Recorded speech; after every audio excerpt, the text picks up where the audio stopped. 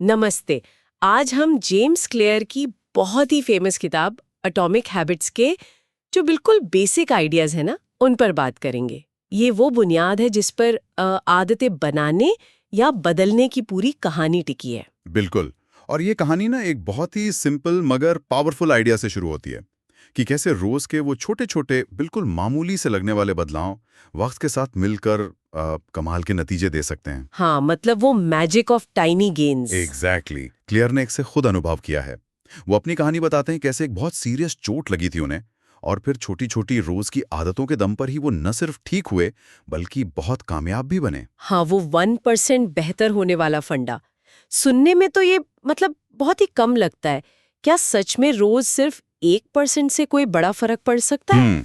देखिए, यहीं पर वो कंपाउंडिंग मतलब चक्रवृद्धि का जादू काम करता है।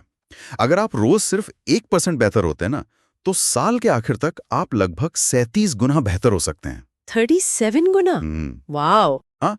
और इसका उल्टा सोचिए, अगर आप रोज 1% बिगड़ते हैं तो आप लगभग 0 पर पहुंच जाते हैं। तो जरूरी ये नहीं कि आप आज कहाँ हैं, जरूरी ये है कि आपकी आदतें, आपकी दिशा क्या है, वो आपको कहाँ ले जा रही हैं। लेकिन एक प्रॉब्लम आती है अक्सर। हम मेहनत करते हैं, मान लीजिए जिम जाना शुरू किया या कुछ नया सीखना शुरू किया, पर वो नतीजे एकदम से नहीं दिखते। कुछ हफ्तों तक लगता है कुछ हो ही नहीं रहा, और वो बड़ा फ्रस्ट्रेटिंग होता है। हाँ, बिल्कुल। और इसी को क्लियर कहते हैं प्रसुप्त क्षमता का पठार या प्लेटोफ्लिटिन पोटेंशियल। इसको ऐसे समझिए जैसे बर्फ का टुकड़ा है -5 डिग्री पर। ठीक है। आप उसे गर्म करना शुरू करते हैं, -4, -3, -1, 0 डिग्री, कुछ नहीं होता, बर्फ बर्फ ही रहती है। हाँ। सारी मेहनत, सारी एनर्जी जा रही है पर दिख नहीं रहा कुछ। फिर जैसी टेम्परेचर 1 डिग्री होता है, पिघलना शुरू। हाँ, एकदम से नतीजा सामने आ जाता है। हमारी आदतें और हमारी प्रोग्रेस भी ऐसी ही होती है, सीधी लकीर में नहीं चलती।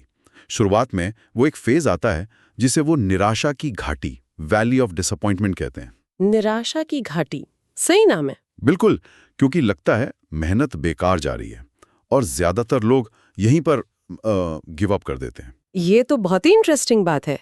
तो इसका मतलब ये हुआ कि हमें रिजल्ट से ज्यादा प्रोसेस पर फोकस करना चाहिए। किताब में भी सिस्टम्स पर बहुत जोर दिया गया है, गोल्स के मुकाबले। हाँ, बिल्कुल सही पकड़ा आपने। देखिए, लक्ष्य या गोल क्या है? वो मंजिल है जहां पहुंचना है। जैसे मान लीजिए मैराथन दौड़ना है, पर सिस्टम क्या है? सिस्टम वो रास्ता है, वो प्रोसेस है जो आपको वहां तक ले जाएगा। जैसे रोज दौड़ने की प्रैक्टिस, डाइट का ध्यान रखना, वो सब। अच्छा। जीतने वाले और हारने वाले दोनों के लक्ष्य तो अक्सर सेम ही होते हैं, है ना? सब मैराथन जीतना चाहते हैं। हाँ, ये तो है। चीजें जगह पर रखने का सिस्टम बनाना, वो कमरे को हमेशा साफ रखेगा। ये बहुत अच्छा उदाहरण है। और इसमें हमारी आइडेंटिटी, मतलब हमारी पहचान का क्या रोल है? वो कैसे जुड़ती है इस सब से? ये शायद मतलब सबसे गहरा और सबसे पावरफुल आइडिया है इस किताब का।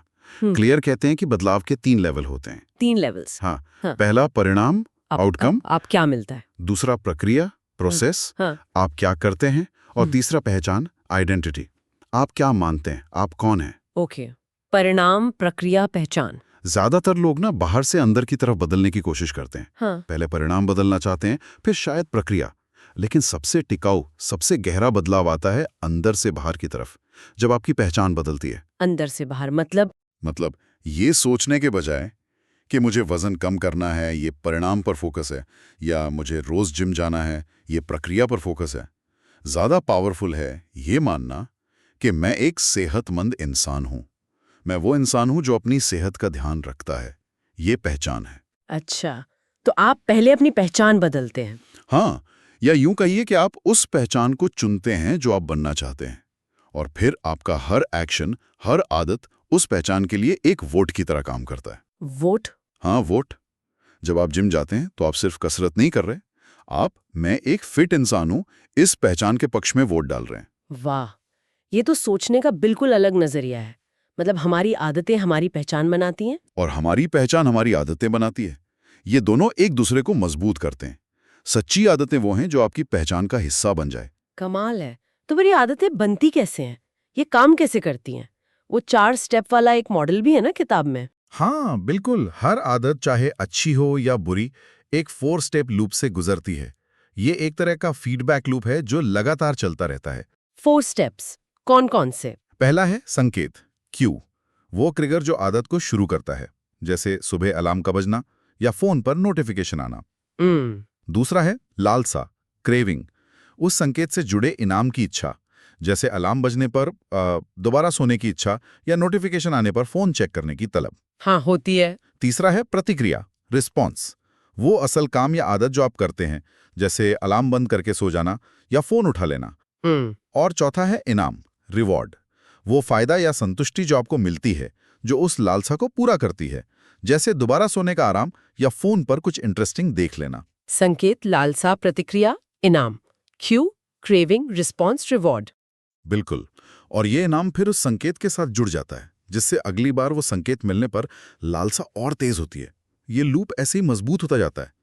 इस लूप को समझना ही आदतें बनाने और तोड़ने का सीक्रेट है।